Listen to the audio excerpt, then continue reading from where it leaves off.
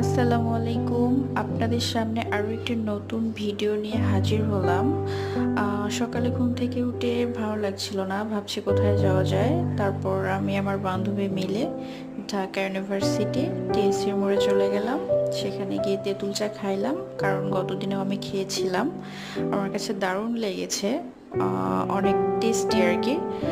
তো কারা কারা তেঁতুল চা খেয়েছেন অবশ্যই কমেন্টে জানাবেন, কারণ আপনারা স্বাদটা বুঝেন।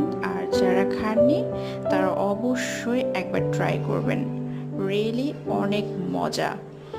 সো অবশ্যই ট্রাই করবেন।